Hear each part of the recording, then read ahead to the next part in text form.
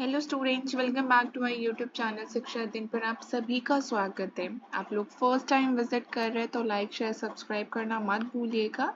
और अगर आप लोगों को फिर भी डाउट है कि हम क्यों करें सब्सक्राइब एंड सो ऑन, तो टिल द एंड बने रहिए। और अगर आपको क्लास अच्छी लगे तो लाइक शेयर सब्सक्राइब करे बिना मत जाइएगा, ठीक है। तो आज के इस सेशन में हम करने वाले हैं class 6 chapter number 11 nature's treasures, ठीक है। तो ये जो चैप्टर्स होते हैं ना आपके एनसीईआरटी में, साइंस हो गई, सोशल साइंस हो गए या फिर मैथ्स की बात करें, ये आपके teaching exam point of view से बहुत ज़्यादा इम्पॉर्टेंट है। बाकी एग्जाम्स के लिए भी है, लेकिन मोस्टली जो है टीचिंग एग्जाम्स में इन चैप्टर से एनसीईआरटी से पूछ लिए जाते हैं, ठीक है। तो हम सारी चीज़ें कवर करेंगे, हर एनसीईआरटी हर चैप्टर को पढ़ेंगे, लेकिन सबसे पहले स्टार्ट करने से पहले मैं आपको बता दूं, आप लोगों को पता होना चाहिए कि कौन सी चीज़ें हमें पढ़नी है, कौन सी चीज़ें हमें नहीं पढ़नी है। अगर आप लोगों को ये पता चल गया ना कि आप लोगों को ये चीज़ें नहीं पढ़नी है, तो आपके लिए बहुत ज़्यादा आसान हो जाएगी ये चीज़। क्यों? क्योंकि आप सिलेबस को जल्दी कवर कर पाएंगे और आप इम्पॉर्टेंट चीज़ें बार बार रिवीजन के लिए आपको टाइम भी मिलता रहेगा, ठीक है। तो करते हैं आज के इस चैप्टर को शुरू। तो सबसे पहले आपको ये चीज़ें अवॉइड करनी है। आपको आना है डायरेक्ट यहाँ पे, ठीक है। आपको यहाँ आना है और ये है पेज नंबर 209, ठीक है। यहाँ से चीज़ें शुरू होती है। सबसे पहले आप लोगों को पता है कि we cannot survive without food or water for a few days, but we cannot survive without oxygen for even a few minutes। ये चीज़ तो आपको पता ही है कि हम खाने या फिर पानी के बिना कुछ दिन तक रह सकते हैं जिंदा, लेकिन पानी के बिना हम नहीं रह सकते। Next, the air which around the earth is a mixture of gases. आप सभी को पता है जो एयर है हमारी अर्थ पे, उसमें बहुत सारी गैसेस का मिक्सचर है, ठीक है। जैसे एयर कंटेन नाइट्रोजन, ऑक्सीजन है, आर्गन है, कार्बन डाइऑक्साइड है और बहुत सारी क्वांटिटी गैसेस है जो स्मॉल क्वांटिटीज में प्रेजेंट है। अब यही सीक्वेंस पूछ लिया जाता है कि नाइट्रोजन सबसे ज़्यादा कौन सी गैस प्रेजेंट है हमारे एटमॉस्फेयर में, तो नाइट्रोजन। उसके बाद प्रेजेंट है ऑक्सीजन, देन आती है हमारी आर्गन। कंफ्यूज नहीं होना है, ज़्यादातर बच्चे इसके बाद लिखते हैं ऑक्सीजन के बाद कार्बन डाइऑक्साइड, लेकिन ऐसा नहीं है। नाइट्रोजन सबसे ज़्यादा है, फिर ऑक्सीजन है, फिर आर्गन है, फिर कार्बन डाइऑक्साइड है CO2, और देन बाकी गैसेस हो गई अदर गैसेस, ठीक है। पता होनी चाहिए इस चीज़ आपको। नेक्स्ट, आपको पता है कि 78% जो है वो नाइट्रोजन है, 21% जो है वो आपकी ऑक्सीजन है। आपको सिर्फ इन दो का डेटा पता होना चाहिए, दो गैसेस का, कि नाइट्रोजन 78 है, ऑक्सीजन 21 है, उसके बाद आर्गन प्रेजेंट है, then CO2, then other gases, ठीक है।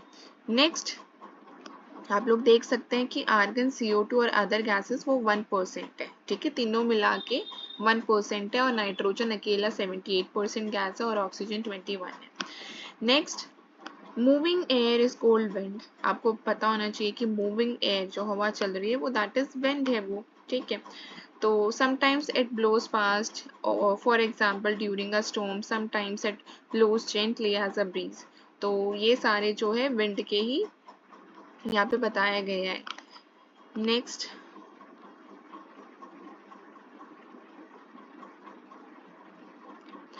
तो आप लोगों को पता होना चाहिए कि जो फिरकी रोटेट करती है वो किसकी हेल्प से रोटेट करते हैं, विंड की हेल्प से रोटेट करती है। और जो वर्किंग ऑफ विंड मिल है वो सिमिलर है, ये हमारा आपका विंड मिल है, ठीक है। तो इसकी जो वर्किंग होती है वो बिल्कुल सिमिलर होती है आपकी फिरकी की वर्किंग से related. Wind rotate the wind of the wind mill, और ये जो विंग्स होते हैं विंड मिल के, इनको कौन रोटेट करता है, विंड हेल्प करती है, विंड रोटेट करता है। Wind mill can use to run flour mills to pull up water from well और टू जनरेट इलेक्ट्रिसिटी। तो ये आपके विंड मिल के क्या है, फायदे हैं कि विंड मिल किन किन चीज़ों में हेल्प करते हैं। तो वो हेल्प करते हैं आपके फ्लोर मिल्स में to pull up water from a well, second, और तीसरा टू जनरेट इलेक्ट्रिसिटी, ठीक है। A windmill farm is an area that has a large number of windmills which uses the energy of wind to generate electricity.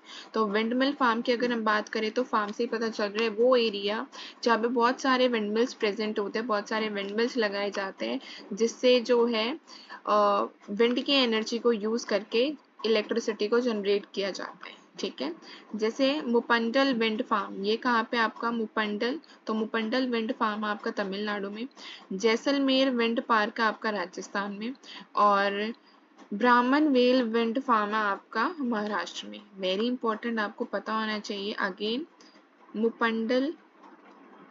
मुपंडल wind farm की अगर हम बात करें, wind farm, तो ये आपका है तमिलनाडु में, मुपंडल. ठीक है, नेक्स्ट है जैसलमेर विंड पार्क, ये आपका है राजस्थान में. नेक्स्ट ब्राह्मण वेल, ये आपका है महाराष्ट्र में. ठीक है, तो पता होना चाहिए आपको. जैसलमेर तो आपको पता है राजस्थान में, मुपंडल विंड फार्म तमिलनाडु में, और ब्राह्मण वेल आपका महाराष्ट्र में. तो ब्राह्मण मन से महाराष्ट्र. ठीक है, ब्राह्मण महाराष्ट्र. नेक्स्ट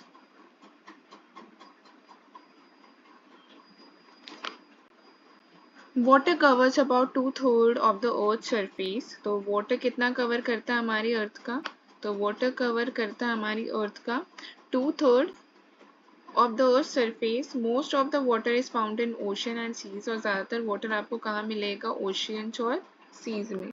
कहाँ मिलेगा, ओशन और सीज में मिलेगा आपको. वाटर इज सलाइन और सोल्टी.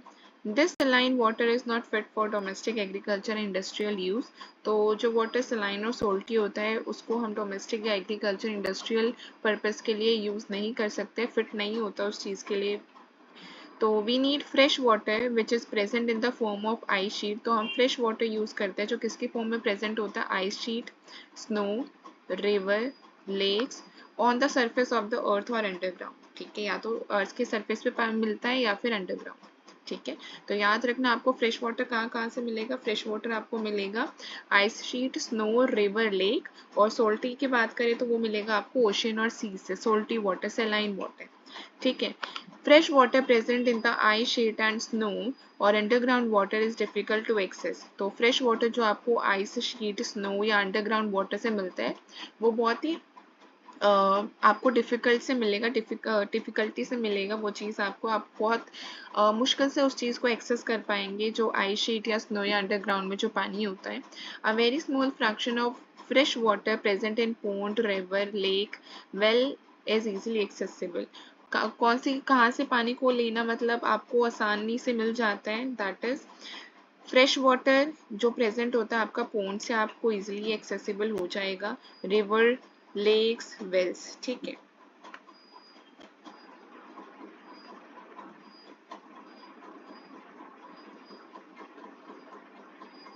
इतना याद रखना कि जो फ्रेश वाटर सोर्सेज है वो बहुत ही लिमिटेड है.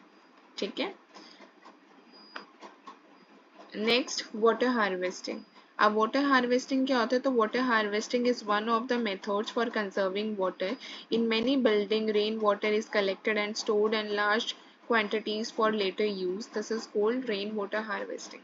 तो अब क्या होता है कि रेन वाटर हार्वेस्टिंग आपका एक मेथड है जिससे आप पानी को बचा सकते हैं, वाटर को कंजर्व कर सकते हैं. In many buildings rain water is collected. बहुत सारी बिल्डिंग्स ऐसी होते हैं जहाँ पे रेन वाटर को कलेक्ट किया जाता है बड़े बड़े टैंकर्स में.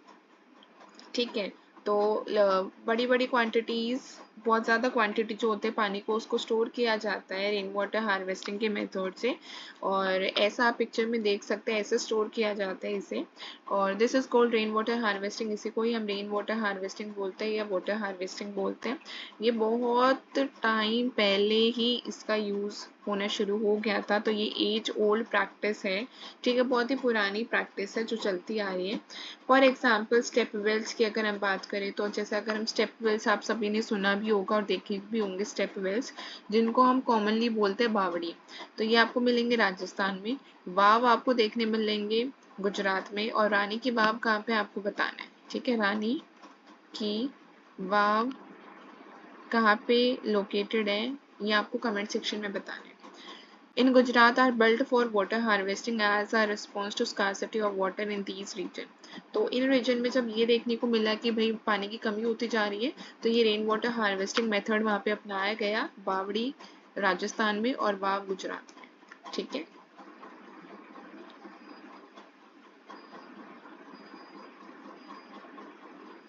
आप देख सकते हैं बावड़ी, ये पिक्चर में बावड़ी है। तुर्जी का झलरा जोधपुर इन राजस्थान, ठीक है। तो कहाँ पे ये बावड़ी आपको देखने को मिलेगी जोधपुर में राजस्थान। और इस बावड़ी का दूसरा नाम है तुर्जी का झलरा, ठीक है। तो आप इस चैप्टर में मैं आपको जितने भी मार्क किए हैं मैंने इम्पोर्टेंट पॉइंट्स, आपको सिर्फ वही पढ़ने की ज़रूरत है, इसके अलावा आपको कुछ और पढ़ने की ज़रूरत नहीं है, ठीक है। तो सिर्फ अगर आपके पास बुक अवेलेबल है तो अच्छी बात है, आप बुक्स में ये पॉइंट्स मार्क कर लीजिए। और अगर आपको लोगों के पास बुक नहीं है तो ये वीडियो है, इस वीडियो को आप जो है वीकेंड्स पे देख सकते हैं रिवीजन के तौर पर। और अगर आप लोगों को पीडीएफ भी चाहिए तो आप कमेंट सेक्शन में बता सकते हैं, हम अपने टेलीग्राम चैनल पर डाल देंगे, ठीक है। लेकिन आप लोगों को बतानी है ये चीज़ कि आप लोगों को पीडीएफ चाहिए, ठीक है। तो जितने भी अंडरलाइन में कर रही हूँ सिर्फ वही इम्पोर्टेंट है आपके एग्जाम पॉइंट ऑफ व्यू से, क्योंकि ना ऐसा होता है कि बेशक से 6th 7th 8th क्लास की बुक को आपको लगे कि बहुत आसान है, नहीं आता है, हो जाएगा, लेकिन कुछ चीज़ें ना आपको ऐसे ऐसे देखने को मिलेंगी। ऐसे तो जैसे अभी ये साइंस क्यूरियोसिटी आ गई आप लोगों की बुक, तो ऐसी ऐसी चीज़ें आपको देखने को मिलती है कि आपको ऐसा लगता है कि अच्छा ये चीज़ें इस बुक में भी अवेलेबल है, तो और आप लोगों को पता भी होना चाहिए। तो इसलिए जो जो आपको पढ़ाया जा रहा है वो बिल्कुल आप टिप्स पे रखिए, इसके अलावा आपको पढ़ने की ज़रूरत नहीं है, और बनी रहिए हमारे साथ, ठीक है। तो नेक्स्ट आता है वर्ल्ड वाटर डे। कब मनाया जाता है? तो वर्ल्ड वाटर डे मनाया जाता है 22 मार्च। 22 मार्च को हर साल वर्ल्ड वाटर डे मनाया जाता है। Next,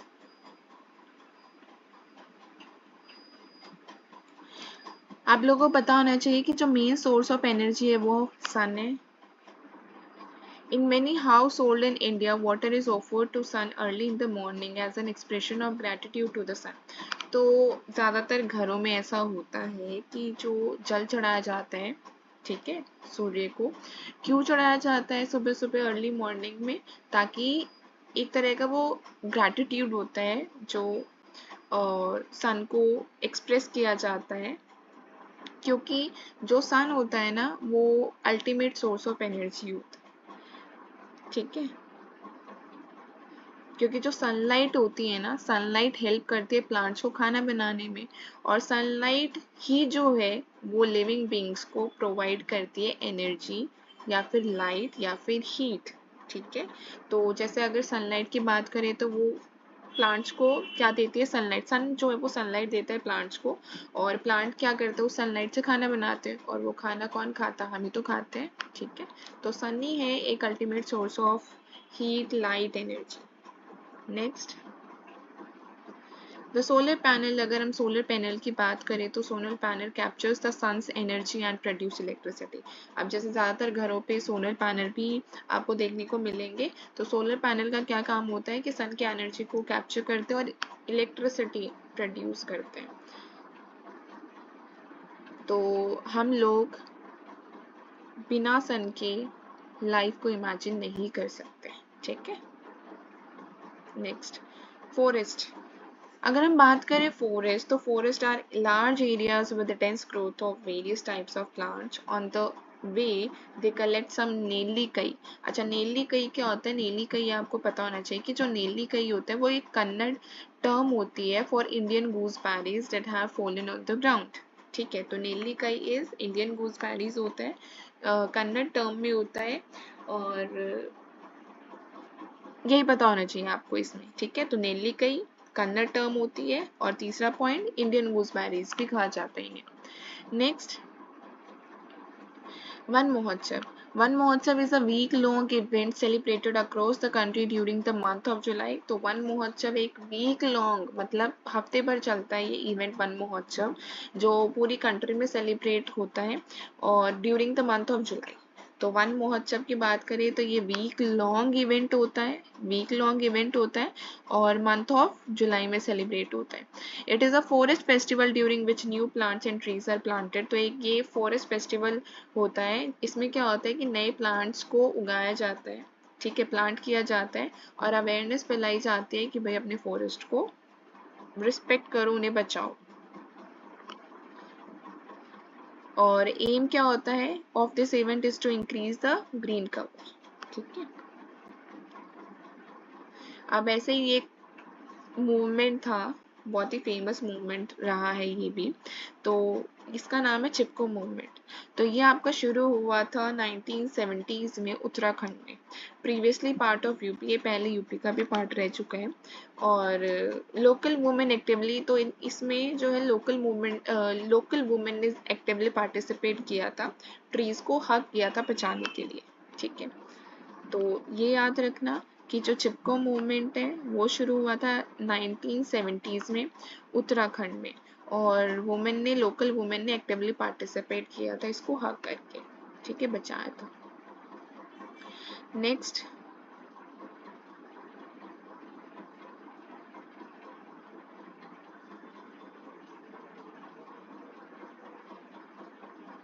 soil is formed by the disintegration, breaking apart of rocks by action of soil, water and living organism over a long period of time, thousands of years। तो अब कभी कभार बहुत बच्चों के माइंड में ये चीज़ आती होगी या आप लोगों के माइंड में भी आई हुई होगी कि जो सॉइल है वो कैसे बनती है। तो सॉइल बनती है is form by disintegration, breaking apart. Disintegration का मतलब होता है ब्रेकिंग अपार्ट, टूटना। और किन चीज़ों से टूटकर, जैसे रॉक्स, ठीक है। तो रॉक्स कैसे टूट सकती है, तो रॉक्स आपके टूट सकती है सन के एक्शन से, सनलाइट से ज़्यादा अगर हीट आ रही है सन से तो उससे भी रॉक टूट सकता है। वाटर से, फ्लड वगैरह आ रहे हैं उससे रॉक ब्रेक हो सकती है। या फिर हम बात करें living organism over a long time, तो ये सारे फैक्टर्स होते हैं जिससे आपकी सॉइल बनती है, ठीक है। तो soil is formed by disintegration of rocks by action of sun. किस किस के एक्शन से टूट सकते हैं आपकी रॉक, सन, वाटर और लिविंग ऑर्गेनिज्म के एक्शन से रॉक ब्रेक हो सकती है और जिसकी वजह से सॉइल बनती है। Some rocks like slate are used for roofing. कुछ रॉक्स ऐसी होती है जैसे स्लेट हो गई, वो रूफिंग के लिए यूज होती है। And laterite can be used as building material like bricks. और लेटराइट हो गई तो लेटराइट आपकी यूज होती है ब्रिक्स बनाने के लिए, ठीक है। तो रॉक्स यूज्ड फॉर रूफिंग तो स्लेट, और laterite rocks used as bricks. Next, what are rocks made up of? They are made up of minerals. तो rocks हमारी बनी हुई होती है minerals से। Important metals such as aluminium, gold, copper and iron are extracted from minerals. Minerals are used in the manufacturing of airplanes, cars, jewelry, cosmetics. Sorry. They are made up of minerals. तो जो rocks होते हैं वो mineral से बने हुए होते हैं। Important metals such as aluminium, जैसे बहुत सारे मेटल्स हो गए इंपॉर्टेंट, जैसे एल्यूमिनियम सुना होगा आपने, गोल्ड, कॉपर, आयरन, ये सारी चीज़ें एक्सट्रैक्ट मतलब आपको मिलेंगे मिनरल से, ठीक है। और जो मिनरल्स होते हैं वो यूज़ किए जाते हैं एरोप्लेन बनाने में, कार्स, ज्वेलरी, कॉस्मेटिक्स और इलेक्ट्रिकल या फिर electronic equipment. For example basic mobile phones, जो बेसिक मोबाइल फोन्स होते हैं ना, that contain about a dozen mineral. तो उनमें बहुत सारे मिनरल प्रेजेंट होते हैं जैसे gold, silver, copper, cobalt. Next, petrol and diesel are the two most widely used fuel for vehicles. तो सबसे ज़्यादा जो अगर हम यूज़ होने वाले फ्यूल्स की बात करें तो वो है व्हीकल्स में पेट्रोल और डीजल, ठीक है।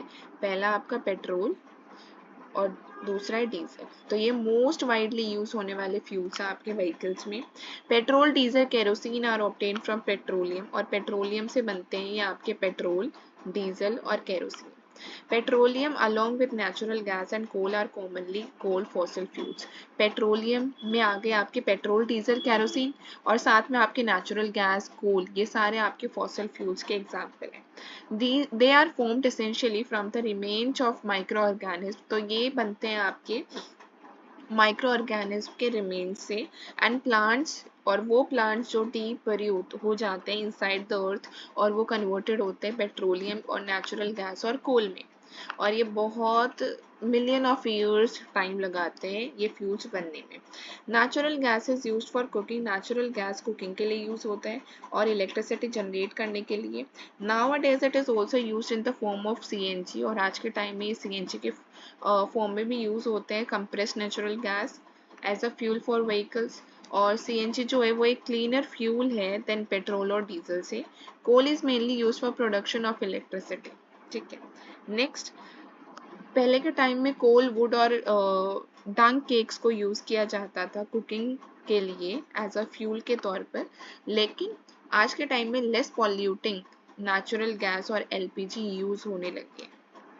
लिक्विफाइड पेट्रोलियम गैस, तो लिक्विफाइड इज लिक्विफाइड, स्पेलिंग याद रखना, लिक्विफाइड पेट्रोलियम गैस।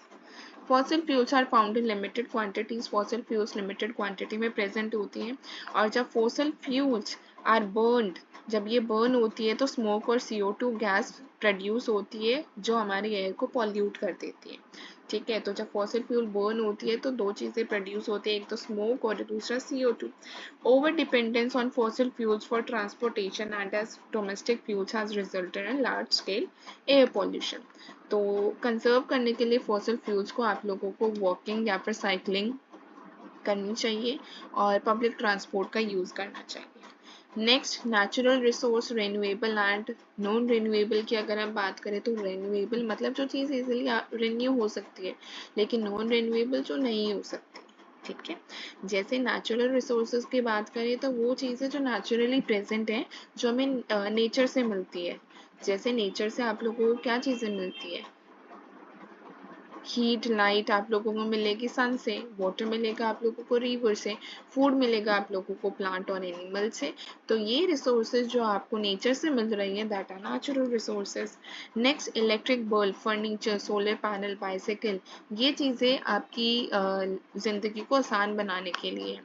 तो ये सारी चीज़ें जो ह्यूमन बीइंग क्रिएट कर रहा है that are human made resources. ठीक है, नेक्स्ट आता है आप लोगों को बताना है नेल्लिकई। तो नेल्लिकई आप लोगों को अभी बताना, हमने पढ़ा है ना, तो नेल्लिकई का मतलब क्या है और कौन से टर्म है ये। ठीक है, रिन्यूएबल रिसोर्सेज होती है वो रिसोर्सेज जो रिन्यू हो सकते हैं, रिप्लेनिश हो सकते हैं, रिस्टोर किया जा सकता है इन्हें रीजनेबल पीरियड ऑफ टाइम में, जैसे एयर, वाटर, फॉरेस्ट। ठीक है, नेक्स्ट आता है फॉसिल फ्यूल्स जो बहुत साल लगाते हैं बनने में और लिमिटेड क्वांटिटी में प्रेजेंट होते हैं, खत्म हो जाते हैं, एग्जॉस्ट हो जाते हैं easily. They are not produce, replenish, produce नहीं हो सकते, रिप्लेनिश नहीं हो सकते हैं एक रीजनेबल पीरियड ऑफ टाइम में, तो उसको हम बोलते हैं non renewable resource. Example, soil, rocks, coal, petroleum, natural gas और मिनरल हो गया। ठीक है, next, Earth provide enough to satisfy every man's need but not for every man's greed। तो ये बाय महात्मा गांधी ने बोला है ये लाइन। ठीक है, उनकी है, पता होनी चाहिए आपको सिर्फ। और ये समरी में वही पॉइंट्स है जो हम डिस्कस कर चुके हैं। नेक्स्ट, इस चैप्टर में 2 MCQs है। A fuel that is commonly used in two wheeler like scooter और बाइक इज पेट्रोल, यूज होती है टू व्हीलर्स में। An example of renewable resources, water. और बाकी ये जो तीनों एग्जाम्पल है ये हैं आपके नॉन रिन्यूएबल एनर्जी रिसोर्स के।